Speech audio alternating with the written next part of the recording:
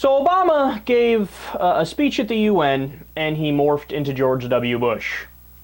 Nevertheless, we will not stop asserting principles that are consistent with our ideals, whether that means opposing the use of violence as a means of suppressing dissent or supporting the principles embodied in the Universal Declaration of Human Rights. We will reject the notion that these principles are simply Western exports, incompatible with Islam or the Arab world. We believe they are the birthright of every person. And while we recognize that our influence will at times be limited, although we will be wary of efforts to impose democracy through military force, and although we will at times be accused of hypocrisy and inconsistency, we will be engaged in the region for the long haul. For the hard work of forging freedom and democracy is the task of a generation. And this includes efforts to resolve sectarian tensions that continue to surface in places like Iraq, Bahrain, and Syria. We understand such long-standing issues cannot be solved by outsiders. They must be addressed by Muslim communities themselves. But we've seen grinding conflicts come to an end before. Most recently in Northern Ireland, where Catholics and Protestants finally recognized that an endless cycle of conflict was causing both communities to fall behind a fast-moving world. And so we believe those same sectarian conflicts can be overcome in the Middle East and North Africa. To summarize, the United States has a hard-earned humility when it comes to our ability to determine events inside other countries.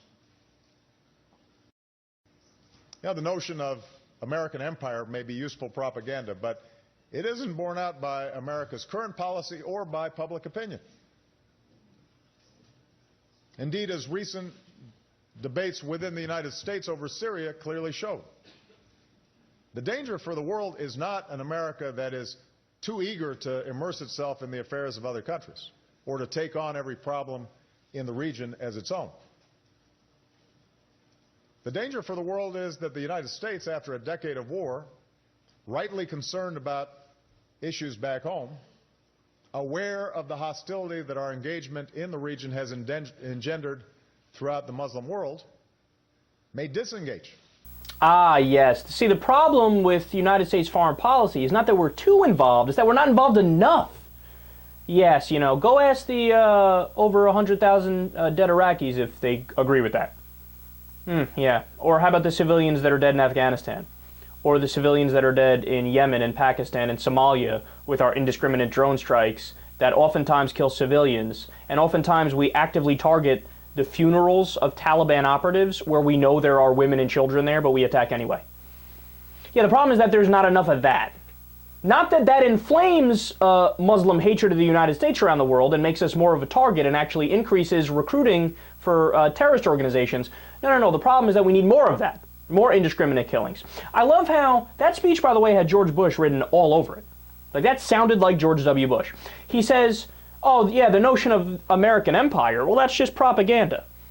He says that in the middle of a speech where he is defending the American empire. Like, let me tell you all of the reasons why the American empire is fantastic. And by the way, the American empire is propaganda. We're not an empire. What? That doesn't make any sense. And I love when he says, we will be in the region for the long haul. He's admitting, like, yeah, you know, being in the Middle East, that's what we do. We're America, hello. We are going to be in the region for the long haul. And you could even make the argument he's talking about the world when he says that. Why? Because we have 900 military bases all around the world. But I got news for you, President Obama, and this is one of the things that gets under my skin more than anything else. The American people don't want that. And I hate to break it to you, but we are, yes, a constitutional republic, but we are also a representative democracy. We are all of those things. Your job is supposed to be the commander-in-chief. You're supposed to legislate the will of the American people. We don't want to be the world policeman. The polls are utterly clear on that. But you're admitting, like, yeah, no, I don't even care what the people who are my bosses tell me. I don't care. We're going to be in there for the long haul. Well, isn't that wonderful? And then the other thing that was glaring in the speech was, I love how he dismisses the claims of hypocrisy and inconsistency from the rest of the world talking about the United States. Like, oh yeah, sometimes people will accuse us of being hypocrites and accuse us of being inconsistent. Yeah, and there's a good reason why they do that. Because we're fucking hypocrites and we're fucking inconsistent. These things are obvious. How many times have we gone over it? Now, you want to know why the world is skeptical of United States military dominance?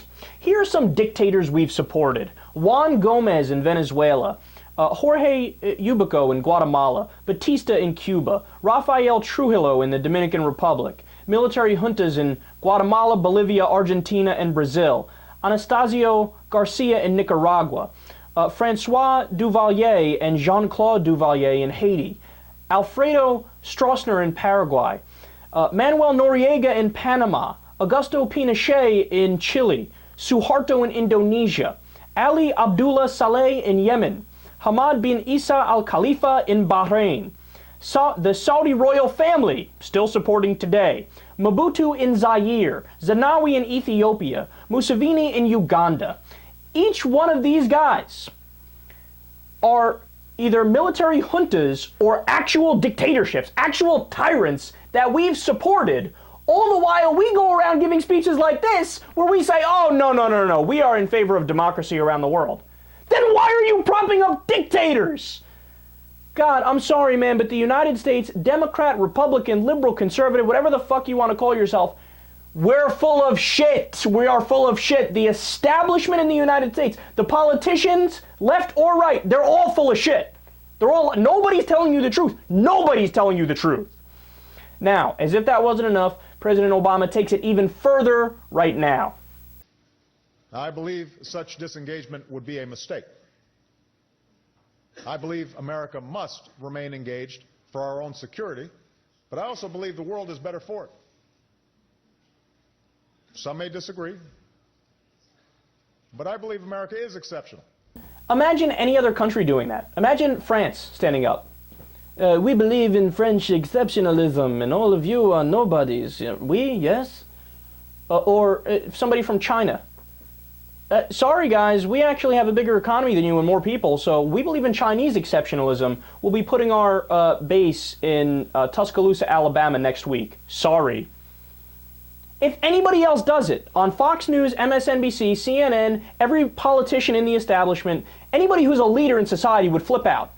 If France did this, Britain did this, China did this, somebody from Botswana or Australia talked about, yeah, I'm big on Zaire exceptionalism. So when they do it, it's unacceptable. When we do it, well, obviously, it's just who we are. We're just better than you.